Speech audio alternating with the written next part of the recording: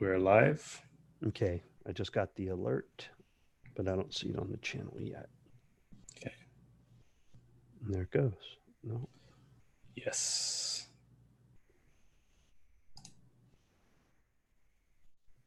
Putting this in Telegram.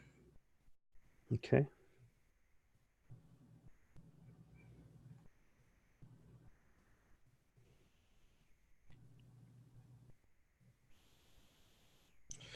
All right. Welcome, everyone, to the Cardano Effect podcast, episode 48. The purpose of this podcast is to take high-level developer information and projects that are occurring within the Cardano space and break them down into bite-sized, consumable pieces of information for everyday use. I'm your host, Philippe, and let's get this podcast started. So it is Rick and myself as the host of the Cardano Effect today. And this is our weekly live stream. If you're unfamiliar with our weekly live stream series, basically it's at Saturday or Sunday every week. We recap all the news that happened within Cardano, and we talk about different things as well, other cryptocurrency related matters. But this is a relaxed atmosphere. We take YouTube questions, we go to the Reddit, and we sort by best, and we basically move down to see exactly what was happening within inside this ecosystem for the week. There hasn't been a lot of news that happened this week, so we're going to have a relaxed atmosphere today. And I want to remind everyone, if you missed episode 47 of the Cardano Effect podcast, we had hackers on, and this was all about security. And we had two very specialized people, James and Nolorian. Yes. And they were talking about everything. We talked about security, what you can do to protect yourself, protect your funds, the hackers out there, what they're looking for, how they try to exploit you, and what you can do to basically guard yourself against these malicious attacks, malicious software. And it's very important. It was a marathon episode, and I highly encourage everyone to go check it out. I like to remind everyone that none of what we say on this podcast is financial advice. Remember, you are your best financial advisor. And if you don't think you are, you need to find someone who's qualified to do so. Good morning, everyone. I see everyone in the chat. So Rick, how are you doing today? What's going on? What's happening? Hey, I'm doing great, Philippe. Thanks for asking. And I'd like to remind our viewers that this podcast is available on Google Play Music, iHeartRadio, iTunes, Spotify, SoundCloud, and all your favorite streaming apps. I would also like to give a shout out to IOHK for sponsoring this podcast. Thank you, Input Output Hong Kong, for sponsoring. Now relocated in Wyoming, where IOHK and the Cardano Foundation are both sponsoring the Wyoming hackathon. So we'll be touching on that today also.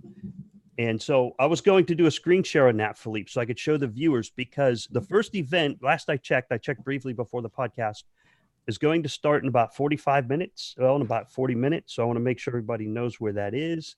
So give me a moment to get my screen share up on here. I'm going to share the browser. Okay. So you have a link here. And do I have my browser up well, Philippe? I can't see the live stream yet on my tablet here. Yes, you do. Okay, yes, that's my browser. So check out yohackathon.io up here. You can see the link. Now at the very top, it might be kind of hard to see, but you see a little indicator here that says view live streams. Click on that and it will launch a PDF document that's linked inside the web page, and inside each one of them. So we have Saturday, we have an event starting at EERB Atrium and plus room 228, 251, and so on. You can find the events in there. Once you get into that event, you'll see that there's a start time listed. I saw it earlier. I'm going to check to see if I can see it now. Okay, it looks like that one's already started. I don't know if you can hear the audio, but the audio for that one looks like it already started. And there's other rooms here. You can check out those. And I'm going to stop my screen share. It looks like it's off now.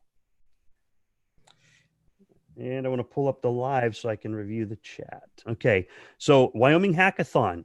And that's going on this weekend, today and tomorrow. It started yesterday. Check that out. We'll drop a link when the videos, when we're done recording here, we'll put the link down below for people to go over to that event. We're on the East Coast time. They're 2 hours behind East Coast time. So you'll still have plenty of time to get dialed into some of the events over there. We didn't want to step on there. We didn't want to step on the broadcast over there, but we figured, well, if people aren't watching it yet, then they can dial into us. Then we can redirect you over to the Wyoming hackathon, and a lot of good stuff going on there. One of our great commenters, Tony from Shoshone, has his students over there, Philippe. Yes, I saw some pictures. He dropped it in the Cardano Effect Telegram, and I believe a couple other places as well. And I saw some pictures of Charles. It seemed like he was teaching some of the children. And I believe he teaches 8th grade. So they had a whole bunch of 8th grade STEM students that were coming down and learning from everyone and maybe participating in the hackathon. Yeah, he's getting people in early. Also, Chris, his wife is out there with him, and they went to it. So there's some family events going on, and a lot of people. There are a massive number of speakers there, including Caitlin Long, Charles Hoskinson, of course, that spoke yesterday, and probably has a lot more stuff going on his plate. Jeremy Wood is there. Peter McCormick is there, and many, many others that you hear of their names in the crypto space, and you probably see them on crypto Twitter if you use Twitter.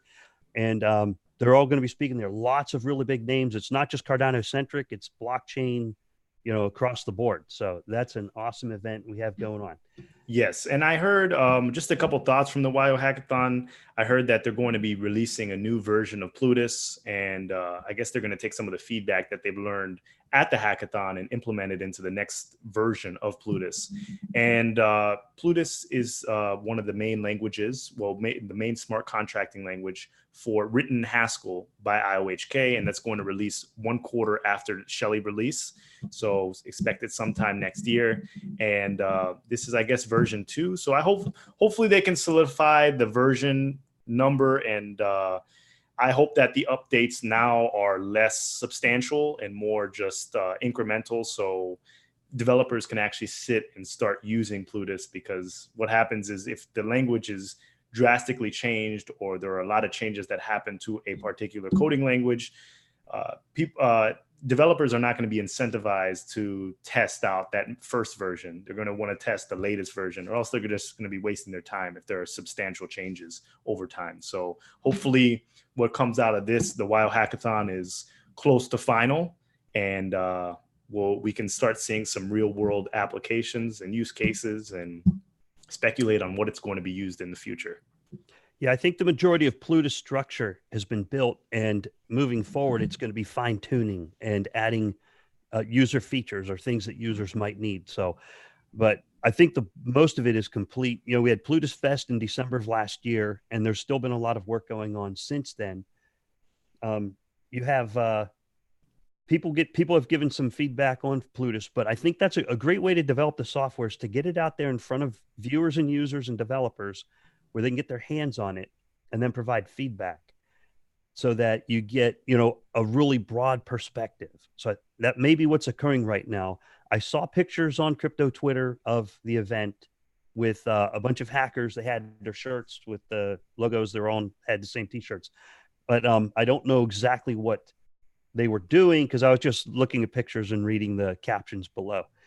So I did not have time. I did not have time to watch the events yet, and I don't know if they'll be available for replay later. Let's see what's going on in chat, and then we'll roll over to Reddit. Sound good, Philippe? Sounds good. So good morning, everyone. I see first flyover. When is Charles Hoskinson speaking? I am not sure. I do not have a copy of the schedule. I think he spoke yesterday, so I don't know if he's going to speak again. And because there are various different rooms, so maybe he has different talks, but I haven't seen the itinerary. And you can just peruse and click all 3 rooms that they're live casting and tune in and out and see exactly what guests are on the docket for that day. Yeah, that'll be on the list. Dr. Cliff Choi's dialed in from Hong Kong. Hi from Hong Kong. Hey, Cliff, how you doing? Hey, Cliff, how you doing? All right, one of our Cardano ambassadors out there. And Octoman PC's dialed in again. Testnet. Is Testnet 2 next week? No. We don't know. Yeah. But if I was a betting man, and I'm a betting man, I think it might be out next week. I think it might be out. If you go to cardanoupdates.com and look at all the GitHub updates, there's been some work done. So my confidence level's high on that. You know me, I'm skittish. If my confidence is low, like, are we going to get Shelley by December 2019? Right now, I have mild to medium confidence that that's going to happen. But on the testnet version, my confidence level's high. I think we will see networking on testnet possibly within 2 weeks, maybe in a week. Yeah, hopefully that's the case. I heard that IOHK has an announcement on the 28th of September. That was the date that was said from Charles in his last AMA. So 28th, that's in a week. We should find some kind of formal announcement from IOHK. So me just extrapolating, the next version of the testnet will probably be after the announcement rather than before the announcement. So we could be looking at 1-2 weeks maybe until the next phase. And until we figure out exactly when the exact date of when the incentivized testnet is going to be released, which is supposed to be towards the latter part of Q4 this year. So we will see, and we're just going to have to stay tuned for that. Yeah, good call, Philippe. Philippe's answer is technically correct. Mine was speculation, but Philippe's right. Announcement on September 28th. Ada's birthday is September 29th. Okay. Just so I'm clear. I know it's September 29th. And I looked that up. Okay. All right. So testnet, and thanks. Hi from Argentina. Argentina's dialed in. Wow. People from all across the world. I think it's about 9 p.m. in Hong Kong. Argentina is 2 hours behind us. Is it 2 hours behind or 2 hours ahead? Maybe it's 2 hours ahead. It's 1 o'clock in the afternoon. So people dialed in from all over the world. Yes. Ready to jump over to Reddit. Yes. And thanks, Cliff. Thank you, Cliff. You said, good job, guys. Keep up the good work. Thanks for tuning in. Thank you. All right. Rick, do you want to take the first Reddit post? Yeah. So we're on the Cardano Reddit, sorted by top this week. And the top this week is the video from Hishoshi breaking down the Cardano roadmap is still #1 on the list. So I don't have to go over the whole thing again. It's a great video. He makes top quality videos. Hishoshi made a video that goes over the history of Cardano and the names, where the names came from, and where he anticipates the roadmap going out through 2020. Great video there. Check it out. The first post on the list we'll go over is a Reddit user, Stephen W. Stein, says, I've never been a when Coinbase guy until this week. And he tells a really cool story in there. I read this morning. Stephen W. Stein, Reddit user, tells a story. You got to read it. It says, I'm actively aware of the speculative circumstances and reasoning as to why ADA has yet to be listed on Coinbase. And I've never paid much attention to it until I evangelized someone to buy ADA last week. And they pulled out their phone, opened Coinbase up, and said, where do I buy? So to make a long story short, you can read the story over there. The person said, okay, I don't have time for this. It's not on Coinbase. And they put their phone aside and went on to have another beer. And so because it wasn't on Coinbase, that was one person who didn't adopt. And the KYC that user Stephen W. Stein notes, the KYC is a barrier. And I totally agree with KYC being a barrier. I have personally trained 3 people on how to use 3 people outside of my close circle, 3 people who I've met in a public location. I've trained them on how to use the exchanges. And when they get to the KYC, they freeze. They're like, what? Because the KYC is having you do everything that your mom told you never to do on the internet. Enter your birthday, enter your home address and social security number. And you're like, who are these people? I never heard of them before. So yeah, KYC can be a barrier to adoption because you're putting in data. You're giving some very important personal data to people you may not know. This is true. And that was a great story that he told there. Philippe, you got any comments on KYC and it being a barrier to entry? Oh, definitely. I know you're passionate. Yes. You're going to be skittish if you're going to have to put your social security number on any random website. So people trust Coinbase because it has this aura of American built, and it's an American company. It's based in San Francisco. And as U.S. citizens, people are going to be more skeptical of using overseas exchanges and putting their social security number over there. So Coinbase is the best platform to onboard a lot of the U.S. customers. It is a great user-friendly platform. I mean, it's very intuitive. You can have your disagreements with Coinbase, but it's really needed to get us to the next level. And in the next bull run, it's going to be the main train for U.S. citizens to get money in and out of certain projects. And I'm looking forward to Cardano and ADA being added to Coinbase sometime in the future. I don't think that's going to be anytime soon because I think Shelley needs to be released first.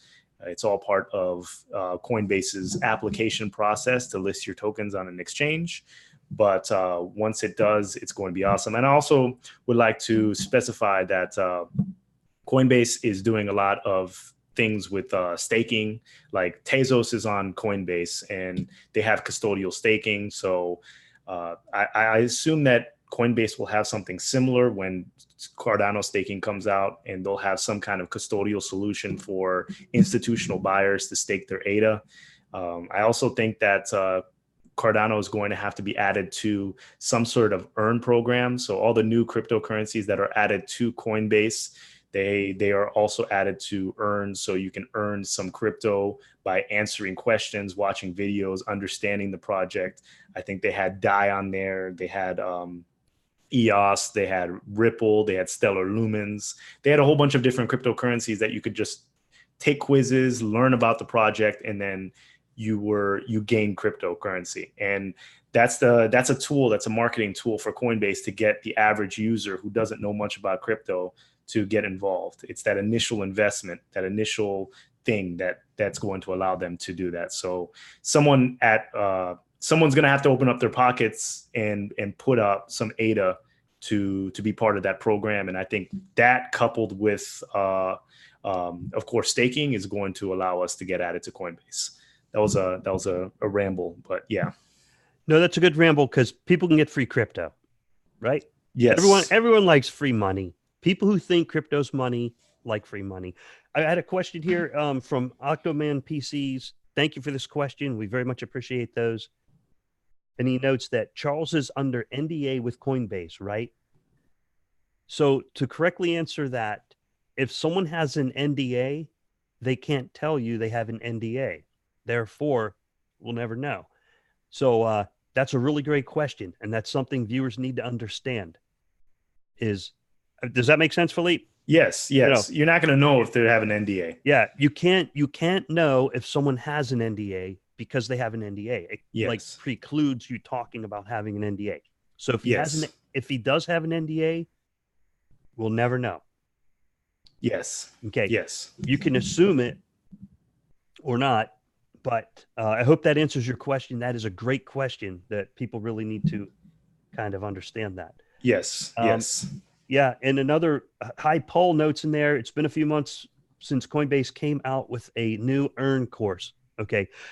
Those courses have to be funded. So the cryptocurrencies that are out there have to provide the money for those earn programs. And based on the number of users on Coinbase, I'm sure it's millions and millions and millions of dollars. So, I mean, every project is not going to be well funded enough in order to even give that money. I would say, if you're looking at the top 10, top 20, maybe top 25 cryptocurrencies, they may be able to afford it, but they need to have a foundation that's actually going to give the crypto, because otherwise, it has to come out of someone's pocket, and no one's going to relinquish their cryptocurrency for an earn program, but something like a foundation would. And I know Tezos has a foundation, Cardano has a foundation. So I'm just assuming that it would lie upon the foundation to provide the funds for something like that. Yeah. And they would have to, it would take tens of millions of ADA at the current price to fund a program like that to have enough impact. It would take tens of millions of ADA. Yeah. An example of what Stellar's doing is Stellar kind of like is dominating Keybase, and they dropped 10 billion Stellar. If you were signed up by September 9th, if you had a Keybase account prior to September 9th, you're getting an airdrop every month. I just got airdropped like 352 Stellar. It's 27, 28 bucks. They just airdropped it into my Keybase wallet, and they're going to do it every month for the next several months. But you have to have had a Keybase account prior to September 9th. I don't know what happens if you have one newer than that, because mine's older than that. So, so it's similar to that. But instead of them having to use Coinbase, their DApp, the Keybase, is so decentralized that they don't need it. They just airdrop it. Yeah. Similar to with the Saturn network and their tokens on that network, they're airdropping on that network also as an incentive to, like, some of the DApp developers are doing airdrops on there. So, yes. All right. Let's see. So that covered our when Coinbase. Okay. To be honest with you, Philippe, this is not financial advice. We never do financial advice. I don't know if a Coinbase listing is really going to moon ADA like we had hoped a year ago. I think the decentralization will have a bigger impact on the price than the Coinbase listing, because there's 11 coins approximately, last I checked, including Tether, on Coinbase. So that's not a lot of coins, but it's still, I haven't seen big jumps the last couple times coins listed. Okay. So I'm not expecting a big jump for the Coinbase listing. Maybe a little. Just my guess, not financial advice. Okay. That makes sense. Sand Studio says at Tim Higgins, Kraken. Yeah, you can buy ADA direct on Kraken. Yes. All I right. see that Sandra Studios said, except that he has publicly mentioned that he has an NDA, so he can't discuss when Coinbase. Well, if Charles said that, I'm not aware of it, but I've never heard him say that. No, me neither. Um, but it's possible. I doubt it's it. Possible. Though. Yeah. I'm not doubting you. All right, next Reddit post. Yeah, next Reddit. Let's do the next okay. Reddit. All right, you got this one. So the next Reddit is from Corrupted Aesthetic, and Corrupted Aesthetic says tremendous news for Cardano. Former CFTC chair joins organization where Cardano is an executive member. I had a few thoughts about this. They're probably going to be perceived as negative, but as an investor, as a long-term hodler in this project, especially when you look at crypto news, there's a lot of hype, and there are sometimes connections that are created that aren't necessarily true or don't necessarily mean anything. And I think that this is one of those connections. So I did some research on the Chamber of Digital Commerce, and it's one of those organizations that you just pay for a membership. I believe that to become a member of the Chamber of Digital Commerce, the minimum fees per year annually are $5,000. And then every level, the platinum level, executive level, it's more and more and more money. And this is just an organization for different companies. And it's not just crypto companies, it's a ton of different companies. So someone started a website, someone started an organization, and it's more like a group.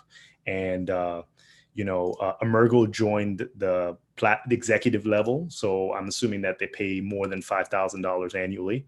But just because someone that is CFTC friendly joined the group as well doesn't necessarily bode anything for the Cardano project. I don't think they're related whatsoever.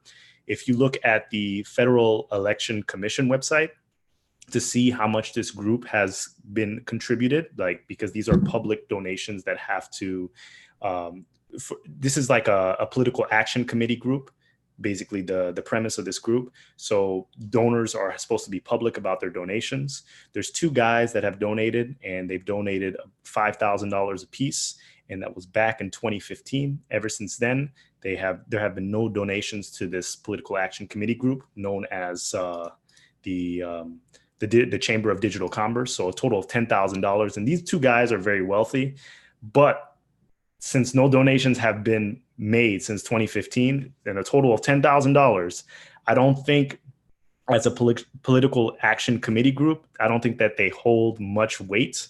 You have political action committee groups that are getting a lot more money than $10,000, and this was $10,000 in 2015. So I don't think that they hold any weight, the Chamber of Digital Commerce. Maybe I'm incorrect, but it doesn't seem like that. So whoever started the Chamber of Digital Commerce, congrats to you, because you have a ton of companies that are paying annual fees, and maybe it's a way to network some of these companies. But I don't think that you can extrapolate that just because one individual was added to this group and Emergo is also part of this group, that Cardano is all of a sudden going to be viewed in a positive manner by anyone from the government, because it obviously doesn't show based on the information provided online. So yeah, Philippe, you understand this subject way deeper than the article I read. The article is pretty basic. Your description is a little bit more detailed. In the articles, if you follow the links that are provided there, it says, if you go to the block, there's 3 different links. CryptoDad joins the Chamber of Digital Commerce. So the person they're referring to here, they call CryptoDad. They're not talking about Rex Nisley, our favorite CryptoDad YouTuber on, that's CryptoDad to most of us. So CryptoDad here is former U.S. Commodity Futures Trading Commission, CFTC Chairman J. Christopher Giancarlo is joining the advisory board. So that was the news headline that Philippe was talking in greater depth to. And I'm going to go down to the 4th paragraph down. It says, during his time heading the CFTC, Giancarlo was an advocate for blockchain technology and digital assets. The CFTC published information on virtual currencies and smart contracts under his tenure. Bitcoin futures contracts were first offered under his leadership. So this is a forward-leaning person. It's good to have them on there. We don't know the impact. Some of these organizations have a lot of power and energy and drive, and some of them are kind of a check in the block. I don't know about this one, but Philippe gave a really good description. Yeah, personally, if it was my company, I would think that this would be a waste of money just because of what's been done since 2015. Absolutely nothing. And also, if you look at the two members that donated $5,000 a piece, you look at their Twitter. I mean, they've been in Bitcoin for a really long time. They have net worths of quite like hundreds of millions of dollars, but you could look at them as Bitcoin maximalists. So it means absolutely nothing for the Cardano project until I see something happening from the Chamber of Digital Commerce. They hold no political weight whatsoever. And I'm just, $10,000 doesn't buy you anything in the United States, especially where we're going. This is not like a local, you're trying to like change your local water laws or something like that. This is like money we're talking about here. So $10,000 is nothing. That's not even one Bitcoin right now. Exactly. We know people who tipped one Bitcoin for a beer. Okay. So some of these organizations are a check block on a corporate resume. It's true. You look at it and go, oh, wow, that sounds great. Yeah, it reads great, but it really doesn't mean anything. Yeah. It doesn't. You're better off, teaching a local person, nearby, teach them how to use crypto. You're probably going to make a bigger dent. Exactly. Yeah. It's like everyone's familiar. If you've ever been to a local country club, they have like levels of membership. You can put your bronze level and maybe you get one golf club a week rented out to you. If you do the gold or the executive package, you can ride around in a golf cart. But at the end of the day, there's no ownership. You don't own the golf club whatsoever. You can maybe network, but correlation doesn't equal causation. And you may have someone rich that has that gold level membership at your golf club or your country club, and you may have someone that's the bronze level package, but those two people never interact. So I love your analogies, man. We got a couple good questions here. I'm going to try to read this. Okay. All right. So from Mashur Turk states that it only needs 26,000 persons to hold 1 million ADA from 7 billion individuals in the world to drive the supply. I expect there are already about 10,000 or 12,000 persons with 1 million or more. I just looked these numbers up, and you are pretty close to correct. The top 1,000 wallets in Cardano have 3 million or more. Top 1,000 wallets have 3 million or more ADA. That's a lot of ADA. I don't have anywhere near that much ADA. The reason I looked up, Mashur Turk, thank you for posting. And the reason I looked those numbers up, I was trying to figure out if we have 1,000 stake pools, which wallets or which addresses, not wallets, but addresses, have the most lucrative ability to create that desirability factor in the stake pooling process. And I said, okay, so how much ADA would a stake pool need to appear desirable depending on the math? Now, Lars Brunjes wrote an article that's on an IOHK blog, which helps calibrate the math. So they put a lot of thought into this.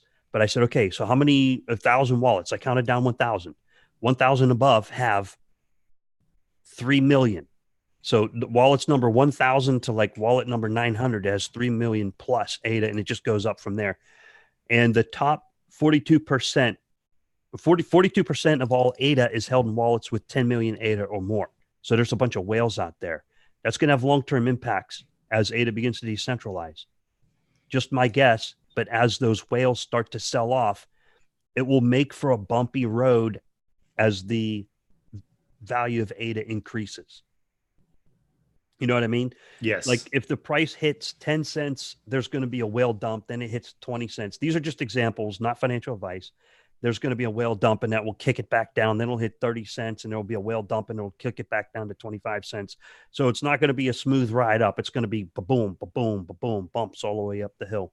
Yes. You know, yes, assuming it goes uphill. That alone is an assumption.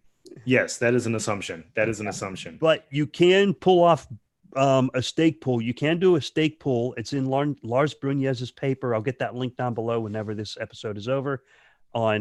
They calculated a factor called A0 or phi, and that factor helps adjust for stake pools that have large amounts of stake that are,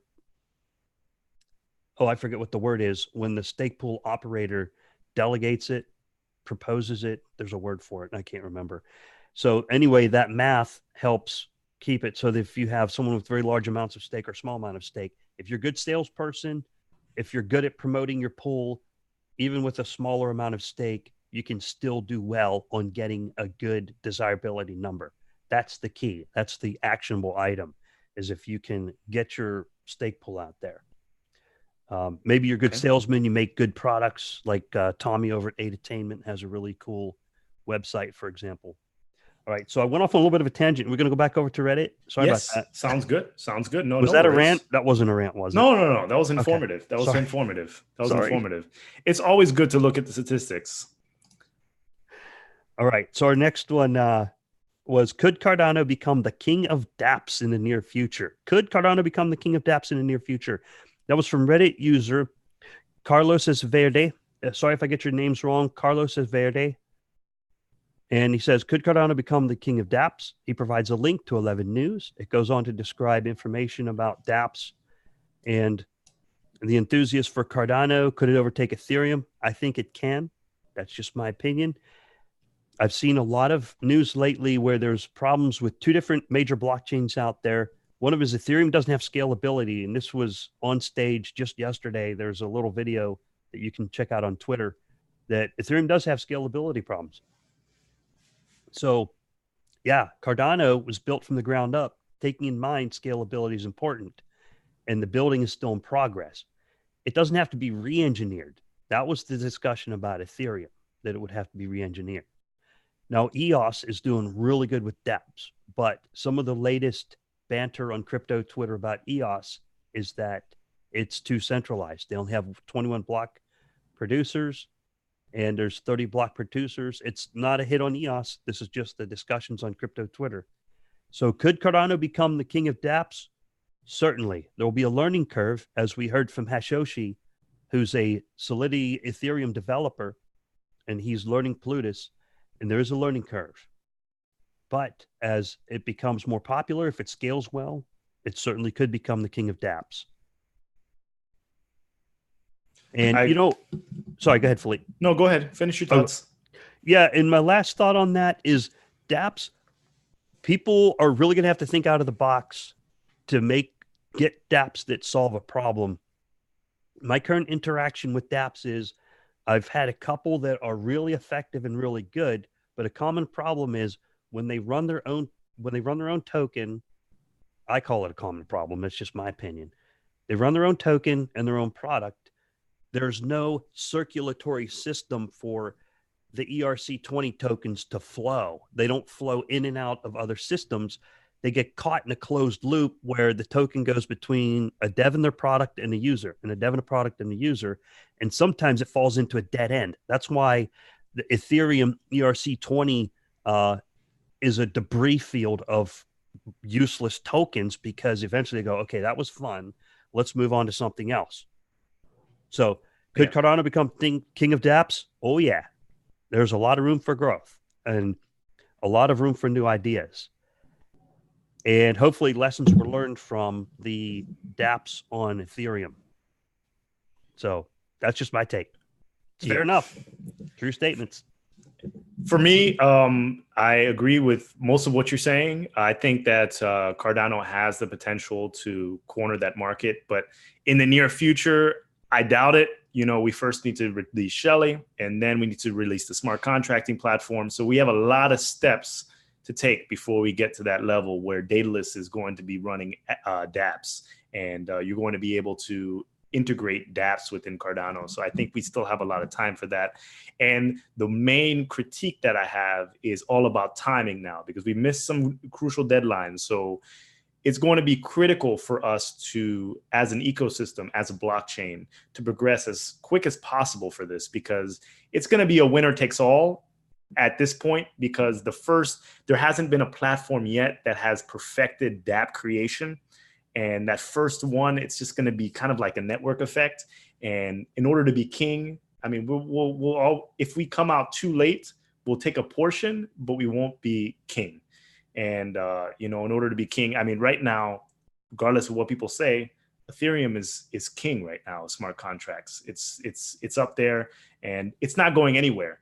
And, my thoughts over the past couple of years is that Cardano could have crushed Ethereum like a year or so ago. I don't think that it's the same playing field now because of the time that's elapsed. So, I think they're going to be working in tandem. I mean, I think they're going to be competing in tandem, but it's all about how soon you get that product to market and what it's going to do, and how it's going to perform. So we just need to get those products out as soon as possible. And I think that will give us the best chance to corner that market. Yeah, I agree with you, Philippe. And I also think in the chat, user Sander Studios also agrees. What he says is, what frustrates me is I keep hearing that ADA is this and that, but it still has not been released. So all it's speculation and talk. That's correct.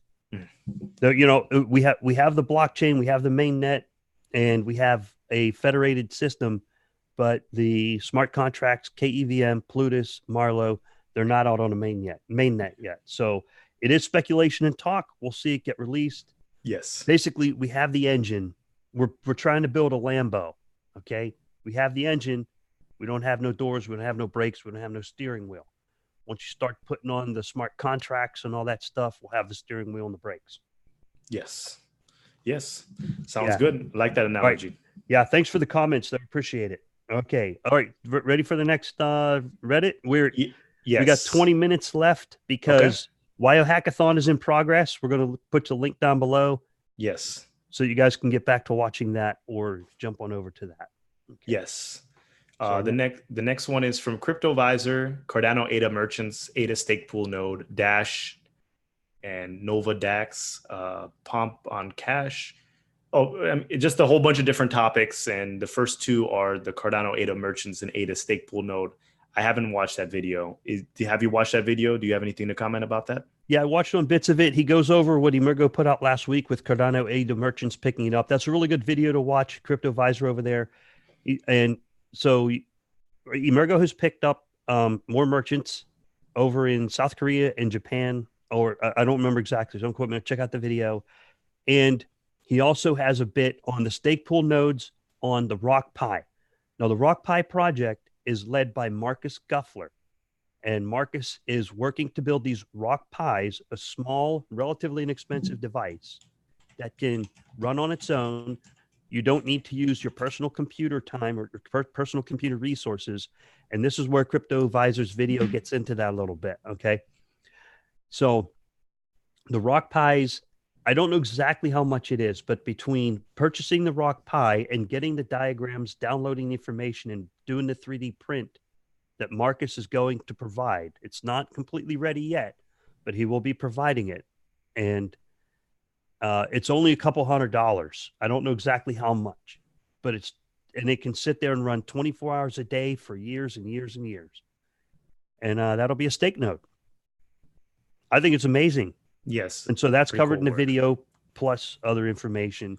And shout out to Robert Kornacki as well. So he's working with Marcus. So shout out to the both of them for that work.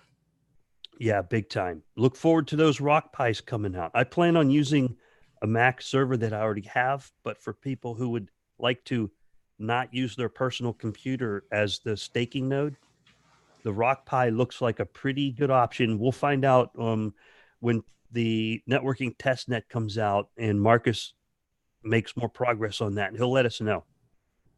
Okay. Marcus Guffler, lead on that. Cool. Yep. Right. So that was good. CryptoVisor. So thank you for that post, CryptoVisor. Thank you for making some awesome videos. He does a great news recap. Check out CryptoVisor's channel.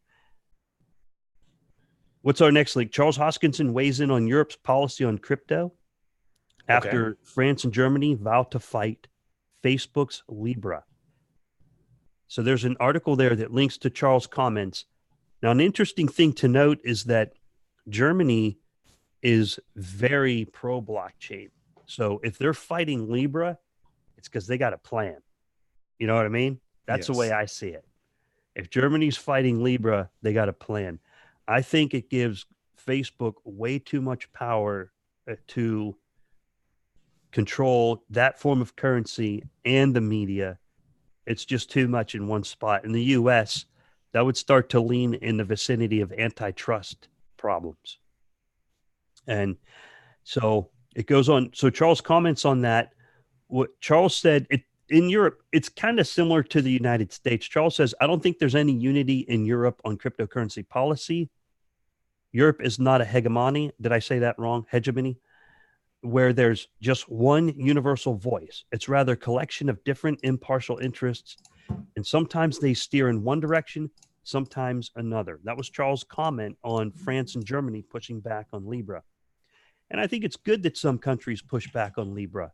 Like here in the US, in the United States, same thing. You have Wyoming, super high pro blockchain. You got New York State. It's very anti-blockchain. If you don't like how your elected leaders are going in a direction of being against blockchain, write them a letter, email them. Most of them have online. You don't have to vote them out of office. Okay. Yeah. It takes a lot of work to get them there. You know, get some buy-in from your elected representatives and write them a letter and say, hey, I would like to see pro blockchain legislation. You can copy and paste. It doesn't matter what state or country you're in. You can copy and paste the 13 legislative items that Wyoming has passed. It's written very clearly in English. You can copy and paste those into a letter and say, dear Congressman or dear Prime Minister, this is what I would like to see as far as blockchain is concerned. And the more people that take individual action writing their elected representatives, the more you'll get out of it. Some people think that you can't change things by writing your elected representatives.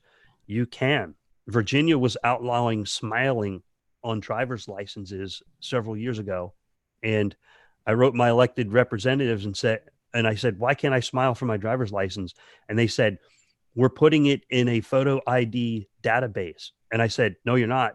I didn't give you permission to do that. I'm writing my congressman to tell him, you don't have my permission to put I want to smile on my driver's license, number one. And number two, you do not have my permission. And so, you know what? It changed. Number three, I told him, go fix your software. Because if you have a problem identifying me smiling, you're not going to find me, because I smile a lot. Rick, you're revolutionizing the DMV. That's wonderful. That is wonderful. Oh, but the main thing is the elected representatives, they listen. If you take the time to write them a polite and friendly letter and you make your point well, they'll listen. Yeah. So there's a lot to learn from Charles in this post, and there's a lot to learn from France and Germany as they battle Libra and create their own versions of blockchain. So I think you'll see some places adopting Libra and some places pushing back, just like the country of India is pushing back hard on cryptocurrencies. But the country of Switzerland and Germany are way ahead of the game. It's all over. It's like that all over the world. And one thing, the Swiss and the Germans, like especially the Swiss, I mean, they're the hub of the financial world. I mean, they figured it out.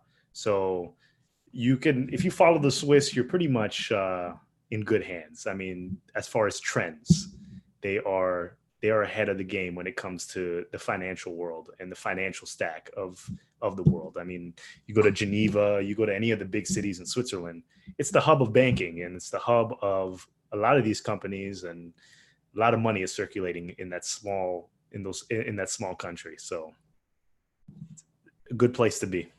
Yeah, it is. It's good to be in a country where you can get access to cryptocurrencies and not be blocked, and even a state, Yeah. Yep. Okay. Lots of questions coming through on the chat. Should we check that and then we'll hop back over to Reddit? Sounds good. We got about 12 minutes left. Okay. Let's see here. Okay, fingered says, is there anything stopping someone owning too much ADA that would have an impact on decentralization? Yes, 51%. So right now they would have to own 15 billion.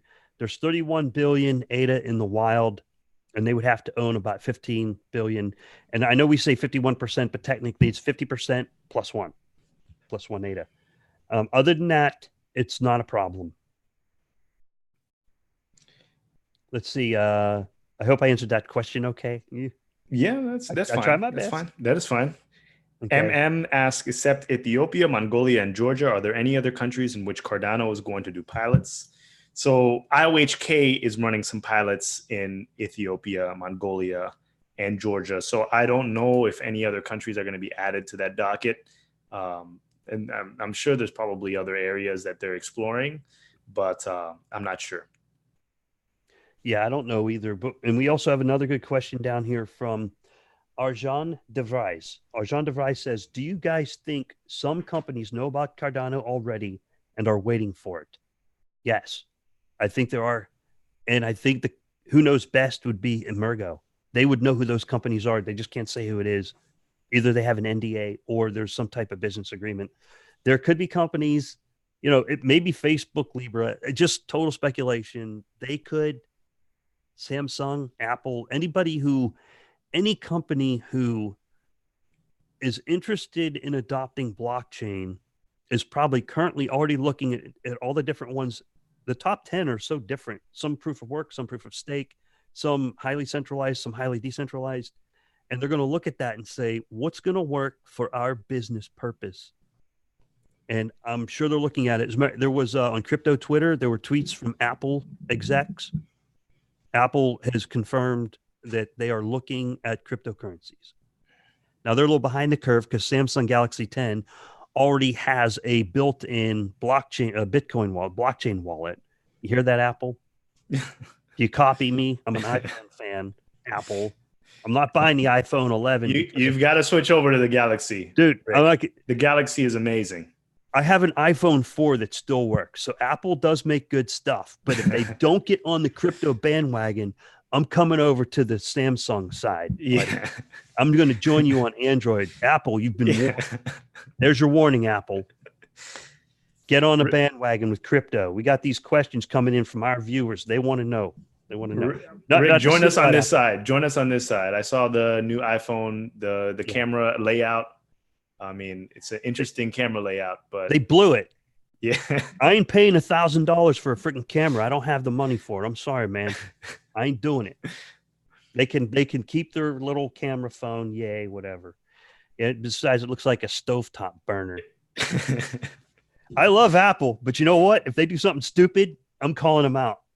That was stupid.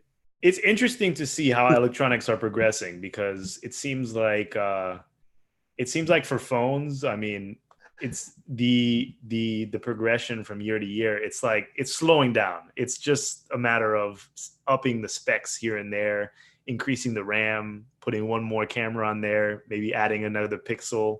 But every year, it's not as much of a leap as it was before. No, it's not a massive innovation. Now, if anybody out there wants to buy an iPhone 11, go for it. Jump on that. But I'm not here to pimp Apple unless they sponsor us. That'd be great. But one of our viewers just bought an iPhone 11. I missed that. My chat's too small. I can't read it. I tried to plug in my Samsung Galaxy. I have a Galaxy S9 Plus. I tried to plug it in. Well, actually, I had an 8 Plus, and then I switched to a 9 Plus. But on my 8 Plus, I tried to plug it into Yandex. So I had a tablet and I had Yandex, and I was trying to see if I could use that and communicate with the Yoroi wallet. But there was some kind of user issues that I couldn't port it at the beginning. And this, I think, was before Yoroi had a mobile wallet. Yeah. Right at the beginning. And but I anticipate, it's getting easier and easier to get these things on your phone. So it's going to be an exciting future to spend crypto on your phone in the future. And I think it's going to come down to that word, one of the pillars of Cardano, which is interoperability. And the blockchain that masters that is going to be one that's going to allow. Yeah. Yeah, for sure. Yeah, they're going to For win. sure. Yeah. Yeah, that was Create the Imaginable. Just got the iPhone 11. Good for you, man. I'm glad you did. I was close to getting it, but then I was like, the camera is nice. It's gorgeous, but I can't do it. I just can't. I can't drop the money. I hope you enjoy that iPhone. No, my son got the Samsung Galaxy S10. Theoretically, you can run Jormungandr on it, and he won't let me do it. I said, "Can I? Hey, man, let me have your phone. I want to run Jormungandr on there." And he's like, "Oh." So I tried doing it on the tablet. I couldn't get it. I couldn't get it to run. Jormungandr is the stake pool software for Cardano, and I tried to get it to run on an Android tablet, and I can't because the Android tablet's older, and the virtual software DeX would not allow memory access. It was having problems managing. It handled most of it. It installed probably 75% of the software, but by the time it was done compiling, the memory kept crashing. It would run for 3 to 5 hours. It would crash before it was done. So I think the Samsung S10 will run a Jormungandr node. You got a Samsung S10? I have S9. S9? Yeah, but Rick, I understand why your son is tentative to run Jormungandr on the S10. It's such a nice phone. Like if you mess up like the OS or do something crazy, I mean, that's an expensive and nice phone. So I understand his trepidation. Okay. You know what he told me to do? He said, go to Best Buy and pretend you're buying one. Take it home, do what you want with it, and then take it back within 30 days. Brilliant. I'm like, oh my God, that's a brilliant idea. I don't do that. Keep it on. They have long battery life, and run a stake pool from the return center over at Best Buy. You know, it could just be communicated. Oh my gosh, inside the box. Oh my gosh. That would be like, that's oh geez. Okay, let's see. Any other questions in chat? We got. It says create the imaginable. If Apple picks Cardano, we are going to be rich. I don't think Apple's going to pick Cardano. They'll make something that's proprietary to them. Hopefully, Samsung picks Cardano. Yeah. Even though I'm an iPhone guy, they would support it. They would support cryptocurrencies like BTC and anything that's a main focus. But they're going to be creating their own. One thing that you need to learn about these Fortune 500 companies is if they do not own the proprietary software, it is disadvantageous to their business model. There's a reason why Amazon right now purchased a ton of electric vehicles. They run their own, they have their own planes, they have their own shipping hub. They have moved away from UPS and FedEx. It's because they try to own everything in-house, because that's the way you can control your profits and ultimately increase your bottom line. And every quarter they have to report to their investors. So these companies, they don't take speculative risks like buying cryptocurrency. I mean, the individuals that run the company, the C-suite on there, they may be personally buying cryptocurrency, but in general, you're not going to see them using their profits to buy cryptocurrency, because that's against business practice. That's against you have to, because if something tanks, that's that falls on the investors, and everything is calculated and it's measured. So and the risk is managed. Exactly. And right now, cryptocurrency is not a managed risk. It's an absolute risk. No. Yes, exactly. It's like the highest risk thing there is out there right now for financial. Yes. So yeah, it's a matter of, does the company want to take that risk? Now, the cool thing about Cardano is it's open source, like a lot of other cryptos. They can just grab the source code, bring it in-house, and make it whatever they want. But they're probably going to wait until Cardano has all the functionality. And then once Cardano has at least smart contracts, definitely decentralization, at least smart contracts, once all that's working, then you might see large businesses grabbing the Cardano code base, making it their own and customizing it into something that they want. That's why staking, smart contracts, and governance need to come to Cardano as soon as possible. And we need to get developers on, because what's going to happen if someone takes it is open source. So if someone takes the code that Cardano is writing and just forks it, and they're just a bigger company, it's going to be disadvantageous to ADA holders. So we need to make sure that we can actually gain value from the system. And one of the most important things is staking, because you won't be able to replicate that in the same way for any other company. I mean, if you have decentralized nodes and people are communicating with each other and sending transactions and you're enjoying yourself within Cardano, you use Daedalus, you use Yoroi, it's going to be hard to replicate that, but we need to get to that point first. Yep. And I use both Daedalus and Yoroi. It's always going to be that way. I think I'm always going to be a both Daedalus and Yoroi guy and Jormungandr to run the stake pool. So, I'm a Daedalus guy solely because I first downloaded Daedalus when I first got involved in the project back at the end of 2017. And I haven't moved since then. You know, like I've used Yoroi, but it's just, I guess, first mover advantage. And I just feel comfortable with Daedalus. But from Yoroi's day doing some one, greatest things. Yeah, from day one, Daedalus was a beautiful wallet. Yes, it really was. It had its issues back then, but now I tell you what, I work in the tech support channel along with Pryank, our super awesome tech support dude. Pryank, he's the man. There haven't been much problems in tech support. The channel's gone quiet. There's a bunch of advertisements from the Combot, and that's it. And I'm like, I use that as a metric, and I go, wow, there's no more tech support coming in here. So either we suck and they went away, or it's the Daedalus 1.6 release is really good and there's no more problems. Yes. I think it's the latter. Yes, I would like to speak to one Reddit post. I mean, we're ending our time, but it relates to Daedalus, and it was from Trade Feed saying the Daedalus news feature is coming. It's a little bit down on the Reddit page, but I thought this was important because right now, Marcus Herney, he was on one of the episodes of the Cardano Effect podcast. They're in Europe right now, the entire front end of it, Daedalus development team. And they've been coding for like 10 hours a day. So I'm friends with Marcus, and we communicate back and forth. And they are putting in some graveyard shift hours and making sure that they are improving the front end. I'm not sure.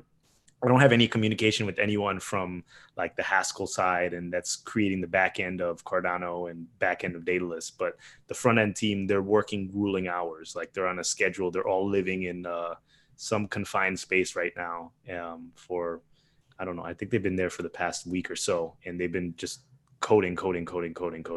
Yeah, so, you could tell by the GitHub updates. Well over 1,000 for weeks and weeks and weeks. Well over 1,000 per week. Yeah. So shout out to Marcus, shout out to Nico, shout out to Darko, shout out to all those guys over there. Shout out to the front end team. And I think if I were to prioritize, in my own opinion, is the front end. Definitely get that up and running because it's out there in the wild. And number two is the Rust implementation of Jormungandr. My own personal opinion, those are two highest priorities. The front end, any upgrades that the user is going to see.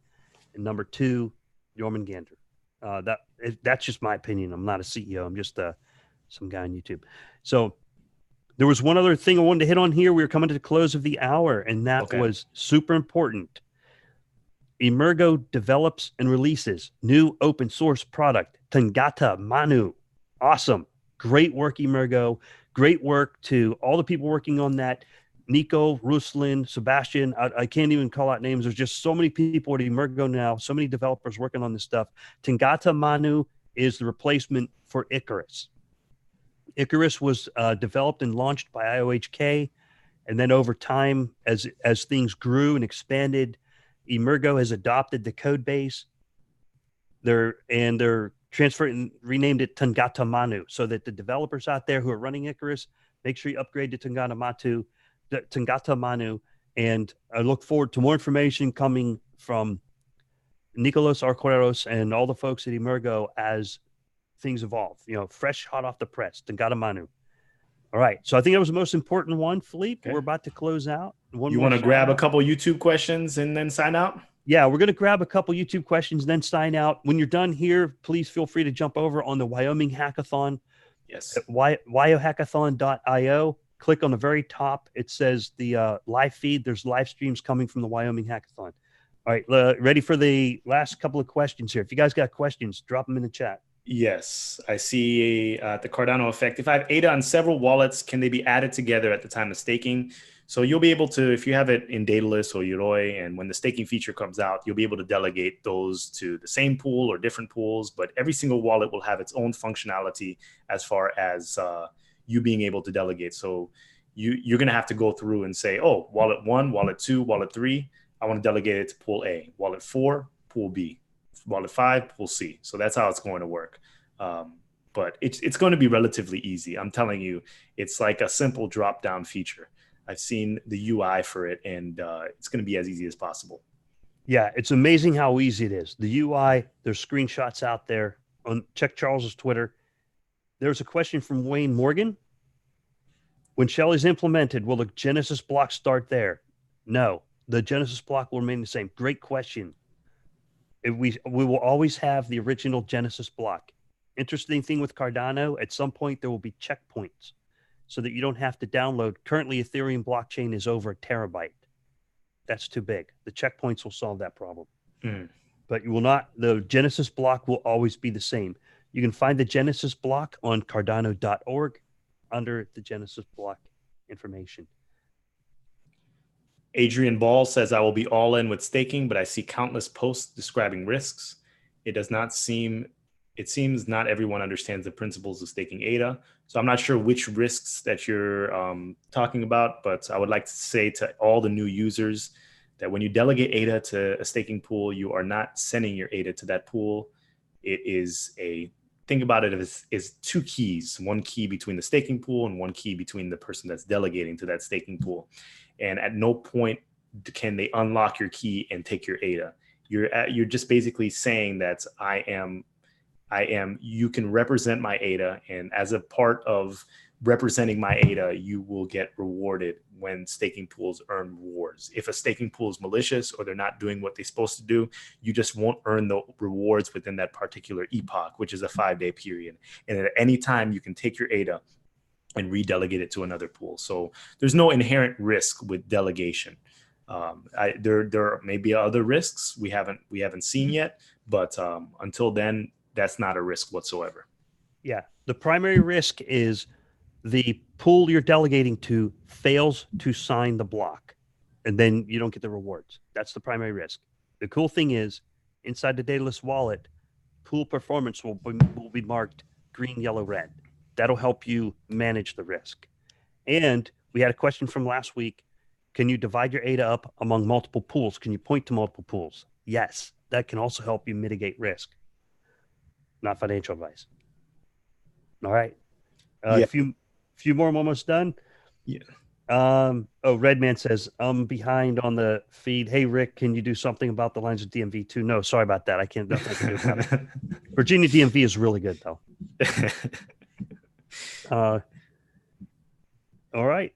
And Super Species thoughts on ETC partnership with ADA.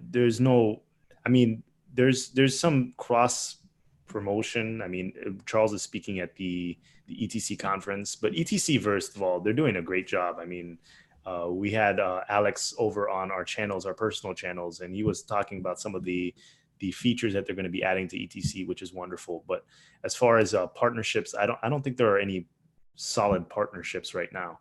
I think they're both operating in their own lane, but they have some similarities as to where they're moving forward to.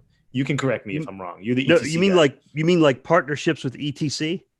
Yes. I don't know either, because ETC is so hyper ultra decentralized that you might have a partnership with one component of ETC, but it doesn't mean you have a partnership with all of it. It's like it's the epitome of what decentralized looks like. It's borderline renegade, and but it is certainly decentralized. So we had a couple more questions in here, and we're going to finish up. And that was Peter Diddley. Peter Diddley. He says, I'm from Switzerland. Do you know Zug? What do you think about the foundation? Yes, we know Zug. The Cardano Foundation is based in Zug, Switzerland.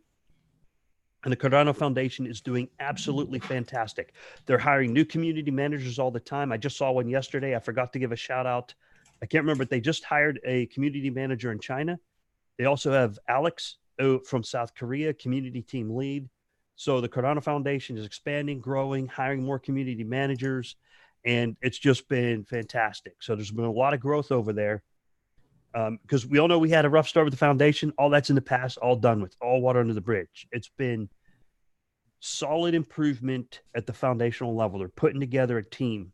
You know, they start off picking up with Niels and Andy, and they've been expanding the team ever since. So that's good stuff, man.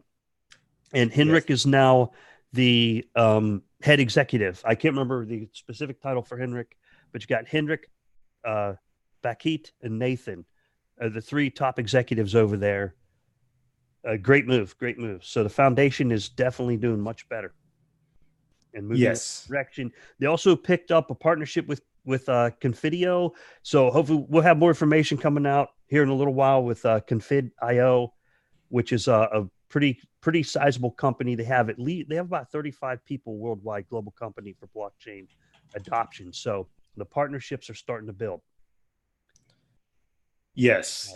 I wasn't too impressed with Confidio, but yeah. I mean, they're doing the foundation is improving over time, so you have to give them a chance to improve. And I think that we're going to see. I think we'll be able to properly judge what the foundation is doing and what Emergo is doing once Shelley is released, once decentralization happens, once smart contracts are released, because then you have products to work with. It's that whole thing with the Reddit post a while ago when everyone wanted Charles on the Joe Rogan podcast, which is fine, which is great. But there's nothing for when the millions of people hear about the Cardano project, they need to be able to do something within the project. We've been here for a while. We've been involved with this ecosystem for a while. But staking needs to come out. Smart contracts need to come out. So when we're talking and when we have our selling points, when we have our elevator pitches, we know, oh, wait, you can do this, like even for the average user. Oh, you have money. You're sitting it in a CD right now at Bank of America or Chase Bank. Why don't you put it in staking? Why don't you delegate it to a staking pool? Your returns are higher. There's price appreciation on ADA, and this is a long-term investment. But right now we cannot say that for as a fact. We can't say, oh, look at this smart contract, or why don't you participate in this DApp, this new game that's coming out, or this new financial ecosystem that's coming out. There's a whole movement with decentralized finance, DeFi, on Ethereum and things that are happening within. And I think that's great. Decentralized finance is wonderful. I think this is one of the key pillars of what cryptocurrency is. And it's going to allow for the transfer of wealth and the people to amalgamate more wealth in the future. So, but we need features. And then once we get the features, then we can get the ball rolling, and then we can judge what the foundation is doing. We can judge what all these entities are doing. Yeah, it does need a little more functionality before we see how that really plays out. And so lots of great questions there. Any more questions there? So last one there is from Vivek. Oh, Rusty Bike is on there too. Hey, Rusty. Hey, Rusty. All right. Vivek asked, do you guys sometimes feel negative about Cardano? Like, have you think the project does not work out? What then? Yes, sometimes I do think negative about Cardano, and sometimes we say it on the program, but it's something specific. It's taking a while, and sometimes my patience wears thin. But then I tell myself, well, it's being done right, so that helps me tolerate my impatience. So, and Philippe just had comments about development. The expectations were damaged. Like my first expectation was, staking in June of 2018, and now it looks like it's December of 2019. So my expectations were out of alignment with reality, and that kind of like really, really pissed me off. But so I try to look at the positive side. The positive side is that I've been able to collect a lot more ADA. I still have the same faith in the project because I believe it's being done right with all the research being done first. There's over 42, I think it's 46 research papers, and Ethereum is having problems with scaling. Cardano hasn't built the scaling yet. So I think Cardano has a better shot. I try to look at the bright side, the positive stuff. Thank you for that question, Vivek. I appreciate it. I agree with Rick, and everyone, I'm an investor, so I am looking to benefit. I'm looking to make money here. This is why I'm in this space, but I'm also looking to make good investments. That's why I picked this project. And out of the smart contract space, out of the staking space, I think this Cardano is still very promising. There are definitely projects that are doing better. You can judge better by market cap, maybe. But at the end of the day, they're still not providing that end-all solution. If Ethereum right now was staking and they had these wonderful dApps that we're working on, it was scalable and smart contracts, I'd tell you right to your face that like, oh, wow, Ethereum is doing amazing. But at the end of the day, they have their hiccups too. So you exist within these certain niches, these certain niche cryptocurrency projects, but you have to realize that a lot of other projects, they're going through a lot of shit as well. So you have to measure the amount of shit that the project is going through and then mitigate your risk there. And I apologize for using profane language on the podcast. I just realized I was using profane language. That's okay. YouTube won't forgive us. So yeah, but it is 12:13 Eastern Standard Time. So we want everyone to have a beautiful weekend. Thanks for spending some time on your Saturday with us. We're going to try it again next week. We really appreciate everyone for checking in. There have been a lot of people, a lot of comments in here. And if you're not familiar with the WIO Hackathon, it's happening right now. You can go over to the WIO Hackathon website, wiohackathon.io, and you can go see a live stream. Charles, all the other people are speaking, and there are various different people from various different crypto communities out there. So we appreciate you spending time with us. We have guests that are coming on. We have people that we're reaching out to. If you have any ideas or any connections or any people that you want on the podcast and you somehow can act as some kind of liaison between our party and your party, please let us know. Email us at thecardanoeffect@gmail.com. Follow us on Twitter. Please subscribe. If you want to support the channel, please subscribe. I mean, it is just a one-click thing. That's the best kind of support you can give us. Subscribe to this channel, like, share, do all of that. We want to grow as much as possible. And we have a big channel in a bear market. So it's going to be even bigger in the bull run. And we're going to be able to spread the message of Cardano and show exactly what this project is doing in the future. So continue with us. We're happy to continue this journey with you. And I'm going to stop rambling now. But until the next episode of the Cardano Effect podcast, thank you, everyone. Bye. Bye-bye.